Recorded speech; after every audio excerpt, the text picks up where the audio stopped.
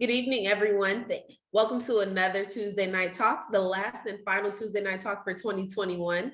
I am Melissa Jean Baptiste, the Communications Specialist for the Atlanta Citizens Review Board, here with our host, Executive Director Lee Reed. Now, if you are not familiar with the ACRB, I'm going to go ahead and hand it over to Lee so he can give you a brief intro, and then we'll get into our Meet the Board segment that we've been continuing for these past few weeks.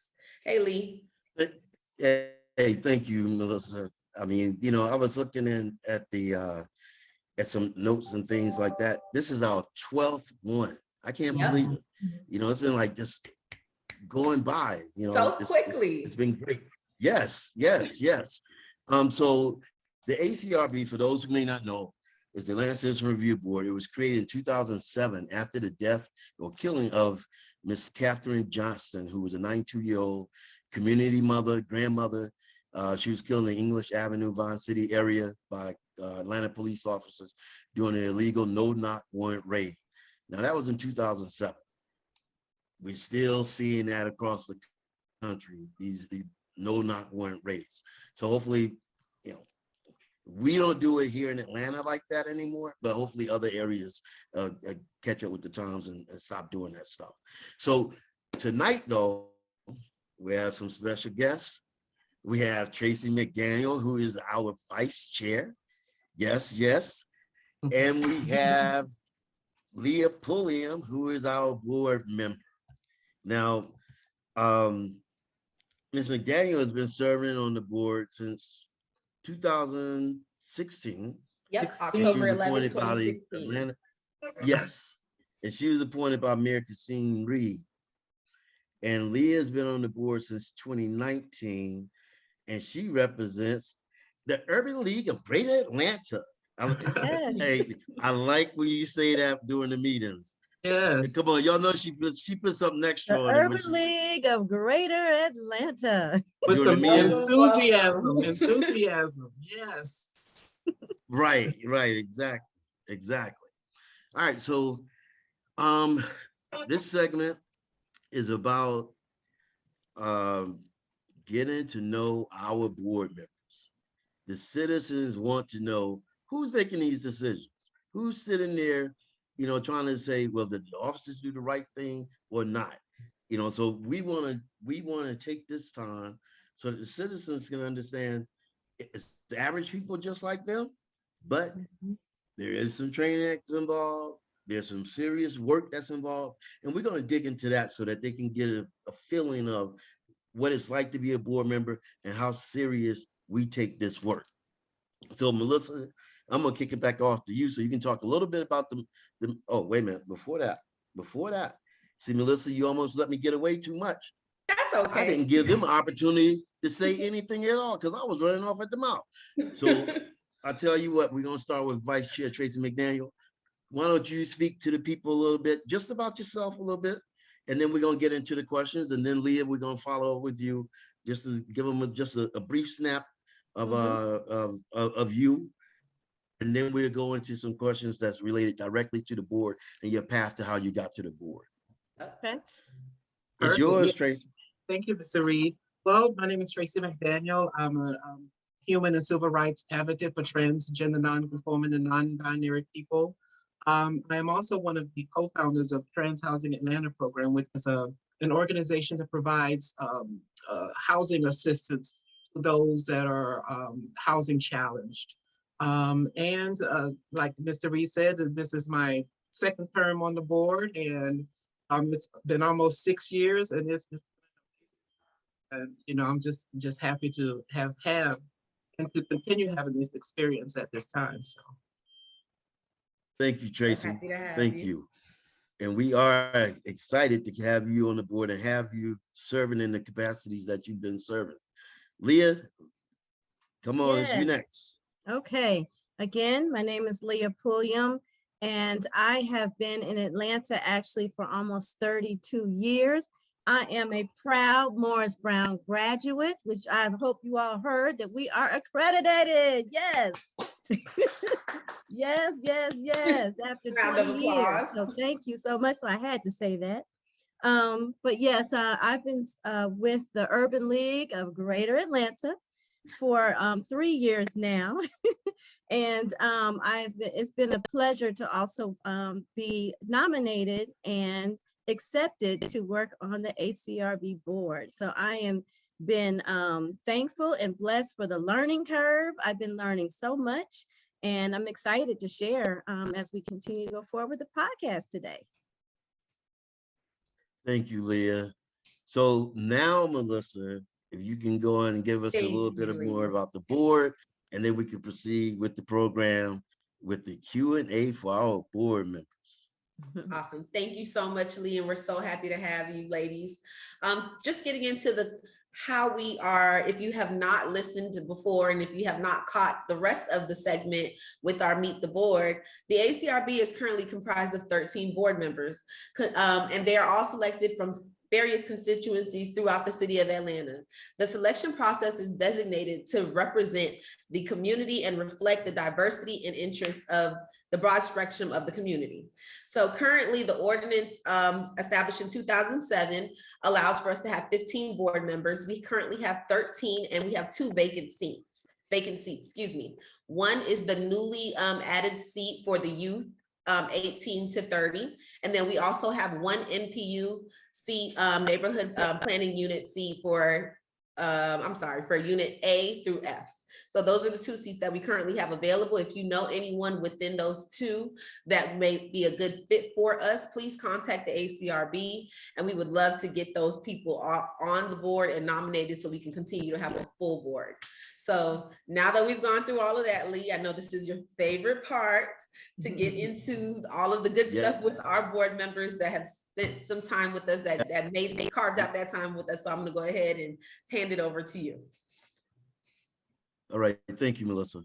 No okay, problem. So now here's the part where we get to speak about the board members. Mm-hmm. So, I know you ladies are busy, and so it's great that you've taken your time to not only share with us today, but to serve on this board, right? So Atlanta has like 100 boards or something. And then when you talk about all the other volunteer activities that people can get into in the city of Atlanta, you all chose this one to be a part of. So what motivated you to want to say, you know what, this is something I want to do. I want to sit on this board and make decisions and review evidence and things of that nature related to police officer actions.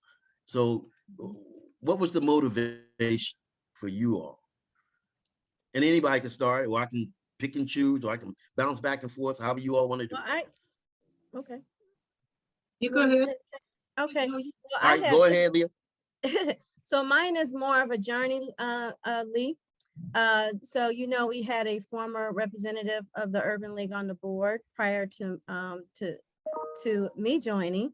And so I did not actually know of the ACRB. So I am one that I can say that I've learned a whole lot more by sitting on the board. And so with that being said, what motivated me was, again, internally through the Urban League of Greater Atlanta, they contacted me and asked if I would like to serve.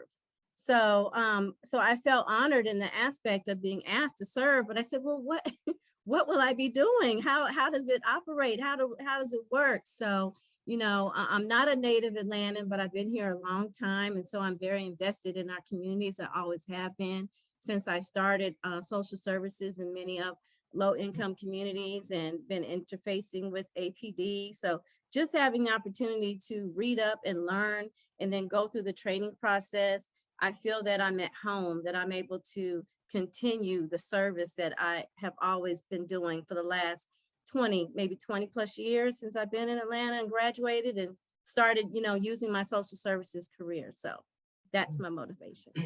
All right, thank you, Leah. Tracee?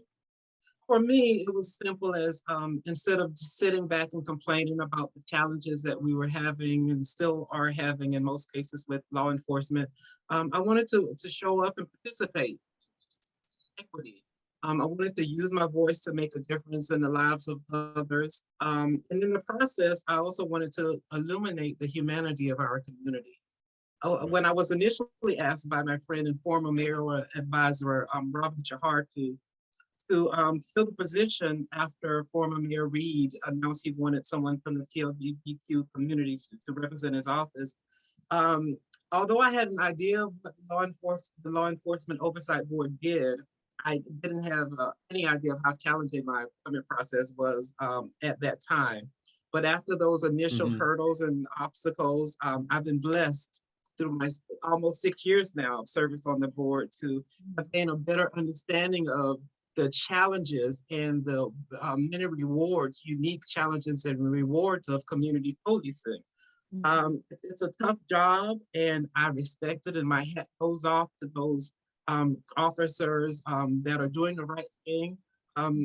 It's fatiguing mentally and physically. So I learned a lot about that process. Also, it was wonderful being on the going through the Police Academy, Citizens Police Academy, and doing ride-alongs and just learning about what happens on an everyday basis out in the community with community policing. So it's been very rewarding.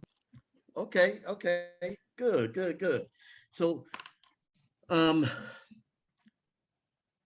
going to start with you, Tracee, real quick, because you're the vice chair, and you assumed this leadership role as vice chair.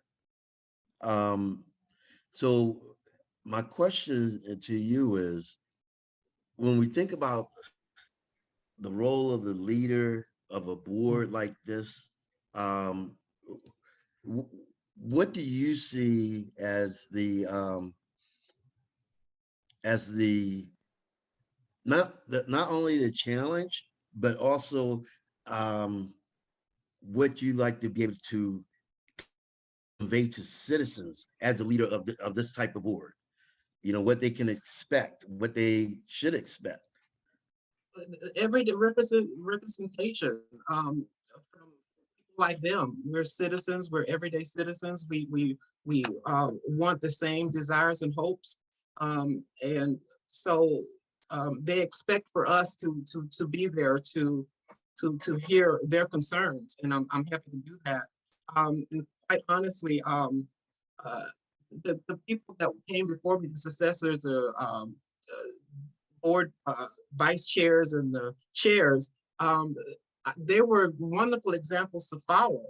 And so when the succession came up and it was my opportunity to fill the vice chair, to be quite honest, I was scared. I had no plan to do any kind of leadership. I just wanted to show up and do the job. That was it. However, I was encouraged by the executive staff and other board members. You have to take that position. You have to take those leadership roles when they come up. That's what I did, and I'm glad I did. I'm glad I didn't chicken out. So. All right. Leah? Yes, so I'm sorry. No, I was going to ask you a question, but if you want to chime in on that one, you can go right ahead. This is a conversation. You chime in whenever you want to. Okay. Do you want to chime in on that? I have a habit of doing that, so that's fine. So, all right. So at any rate, yes. Okay, so for me, definitely the words advocate, empowerment, being heard, understood, and empowered, if I think I said that, but definitely trying to make sure that citizens know that their concerns, their personal investment, their community investment is cared about, that we all are in this together, that support is there. And, sometimes the cases are complex and it takes us to have to decipher and to, figure out what is what and who is who and where is where and when is when and all the et cetera. But the time that it takes for us to go through and read and really make sure that we hear the detail of the events and understand the aspects of the person's concern is of great importance. So we want them to know that we care deeply. Everyone has their own passion and where they sit on the board. And I think because we care and that we want to see, you know, the best, I guess the best return and also investment with also improving our relations with APD. So it's not just accountability, but also improvement in relations. Right, right. You know, you hit on something that that takes us right into my next topic. Mhm. The board members' demonstration of their commitment to the citizens is best shown in how prepared you all are when you sit for the complaint reviews during the board meeting, right? So could you talk a little, you hit on it a little bit, but could you talk about what preparations for a board meeting looks like, especially the complaint review sections? You know, we, just for the board, just for the public to know, we provide the cases and investigations um, um, prior to the meeting so that board members can look at them. But I'm not going to go into how much information it is because they might want to speak about that. And I'm not going to go into how long it takes because everybody has their own method that they use to be able to be prepared for the meetings. But if both of you could just speak on that for a minute, that I think that would be great. You know, because what we don't want people thinking, oh man, shoot, they just get they get a sheet of paper and just go in there and say yay, nay, and that's it. You know, that's not what happens. And they're going to tell you, and these two ladies today going to tell you about that. That's not what happens. Right.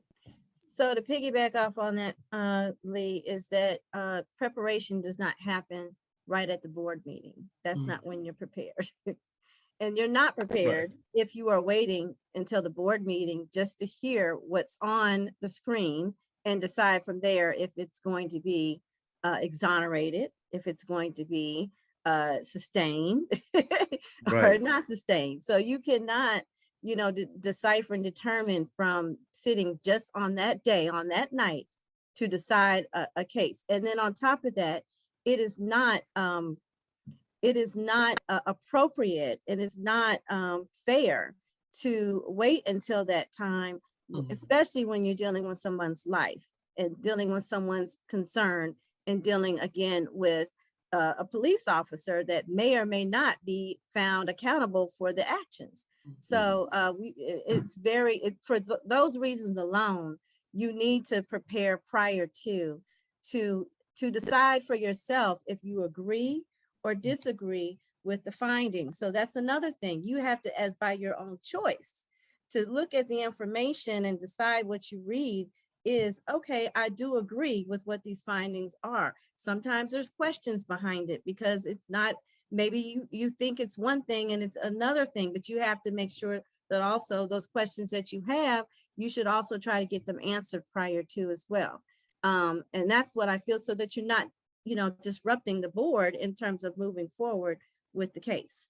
So those are just some of the things that I know. And then using, as you said, the sheet in the form to kind of pull out information, or, you know, to have it in front of you. But again, the who, what, when, where, and why is what we learn, you know, is very key and important to use those terms in order to answer some of the questions you have to decide if you agree or disagree with the findings. Thank you. Tracee, would you like to add? Absolutely. Ditto to everything she just said. And it's a process. Sometimes the cases are longer, sometimes the cases are straightforward and to the point, and then sometimes it's just mind-boggling. So I'm just like, well, is that real? Did I just read that?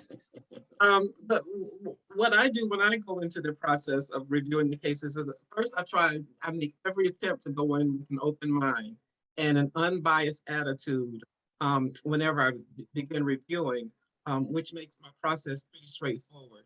And like Leah said, the case review sheets are very helpful, in addition to our amazing investigators that do such a great and thorough job with the investigative reports. And I believe that they provide a lot of information that's helpful to us. So just go in with an open mind and with an unbiased attitude and prepare. Like Leah said, it doesn't start the day of. You have to read these cases if you're gonna make an honest attempt to do it's going to take some time. You can't just show up the day of and, like you said, read what's on the board or whatever and determine which way you're going to go, because that's not fair to us as a board, and that's not fair to the citizen or law enforcement. So Right, Mhm. right. And you know, you guys hit on something that's so true. You know, fairness is one of the things that we have to offer through our process. That everyone who touches our process has to understand that we are fair. You know, if it's an officer, he's going to be treated the same as any other officer that comes through. A citizen, you're going to be treated the same as any other citizen who comes through. We're not going to be thinking about, well, is he homeless or not? You know, is he black or white? Is he is gay or straight or any? We don't worry about all that. We want to worry about is what happened and did it violate the policy? And if it did violate the policy, that officer needs to be held accountable for it. Okay, Mhm. so real quick, or I think both exonerated of or not you held accountable, if that's the Mhm. case. Sorry. I'm sorry, go ahead. Or exonerated or Right. because yeah. Mhm. That's right. That's right. Mhm. That's right. Mhm. That's right. Because and this goes to one of the things that I was Gary asked about. You know, you guys have been on the board long enough. Before the body worn Mm. cameras were like mandated that they had to be on, right? So you remember prior to that, okay? So now that we have these body worn cameras, we're able Game to changers. get a better idea of what's happened. Mhm. But Mhm. how has that helped you make some of your determination, make some Well, of your decisions? for me, the body worn cameras don't lie. The body worn cameras are there to protect the citizen and the officers. My thing, I'm a stickler for the body worn cameras, especially if an officer has one and they didn't activate it and there are excuses for not doing it. Um, you're trained to do the job. You're trained to activate the equipment. So if you're not doing that, then you're held responsible. So Mhm. I think the body worn camera is very helpful to making decisions because they don't lie as far as I'm Mhm. Mhm. Right, right. Leah, you Yeah, have anything on that? yeah, so the body worn camera for me just has been extremely enlightening, concerned. working on the board.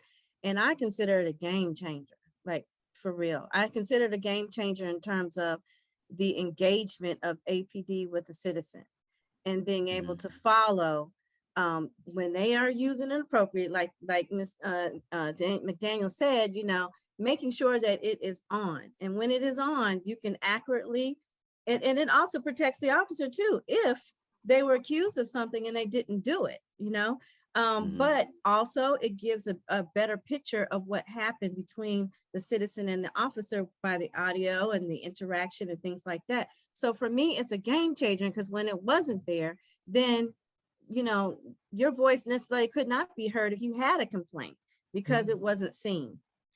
And it made and you know, one thing you had said that you mentioned like the audio and then you know you have the reports and things of that nature. So the BWCs alone are not like the panacea. They're not like, oh, the BWC is it, you know, because we still get everything else, the reports, the interviews of the officers, the witnesses, the any if there's taser footage from the taser, whatever, you know, we and external cameras, you know, Mhm, mhm, external footage, you know, the investigators going out to the scene, you know, looking at the scene and things. So body worn cameras provides that extra um gives us visual. a closer verification Mhm, of what occurred, mhm, along with all the other information that comes with it. You know, so that's really been great. I know I know we're getting down to the end, but one thing that I really want to talk about is ask you all about is the importance of community outreach from a board member perspective and why it's important that citizens remain involved in the work of the board, not just from filing complaints, but also in really understanding what's happening with officer accountability and with the police department's policies and training. Because something that both of you know, there's times when you reviewing a case and it's like, we need to make a recommendation about the policy, or we need to make a recommendation about some training, or or depending on the case, there's other things that you need to do.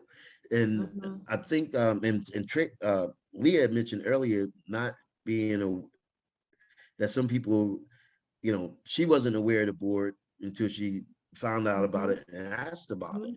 And so it's something that we constantly have to keep drilling in, one, making sure people are aware of it, but two, making sure that they stay involved in it. I just wanted to get your perspectives on that, on those issues about community outreach and education and engagement. Well, Anybody. I'll say as a board member and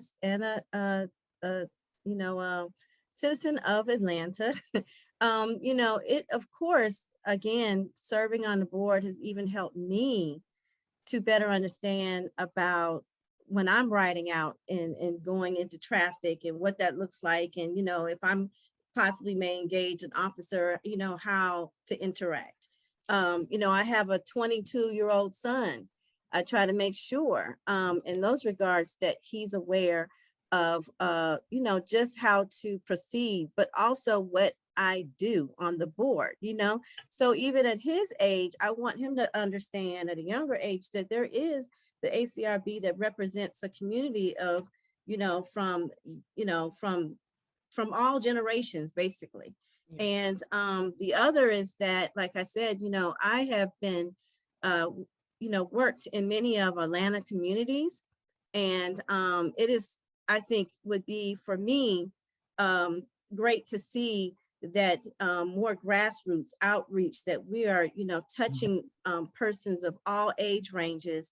And as you said, at certain community events and things of that nature, but just also if there's a community center on the property, for us to be able to participate in a resident meeting, resident association meeting, whatever it may be, or even in the school system, at PTAs and things like that, so that they're understanding that, there is, to me, as I said, there's no divide in community. Everything overlaps. You got church, you have, you have, the house, you have the church. When I grew up, the church was invested in the neighborhood, Right. So ACRB is invested in the neighborhood. So your concerns, what's going on in your household and how you move when you leave your house, or, things that happen with other citizens in Atlanta, you just want to make sure that you're aware of what your rights are at all times. So that's an extension to me to human rights. And so, we are an extension to human rights. So the more that the community knows, the stronger they are, and the better they can build a relationship with the Atlanta Police Department that's not going to be reactive, and not going to be one of fear, and not going to be one of faith, where you can feel like you can, have something positive come out of these relationships. Right. Thank you, Leah. Tracee? Yes, just to piggyback on what you just said, citizens need to know their rights. I would go even further to say that it's important for the citizens to also come out to the meetings, understand that process. Because usually with a lot of citizens, they don't understand what the process is, and I'm amazed that there are still citizens who aren't aware of the Citizen Review Board. And then when something happens in the community, it's like everyone wants to react, and there's a process already there for the impact to not be so impactful when something happens. So I think it's important that citizens come out to the meetings. Personally, I love doing the outreach. Yes. We can get out into communities. When we used to have our meetings, and we used to go to the libraries and the centers and stuff. I love that, and I miss that a lot. So I think community outreach is very important, letting them know that people like them are representing or on the board, and people who understand what's really going on. So Mhm, mhm. Thank you. Thank you.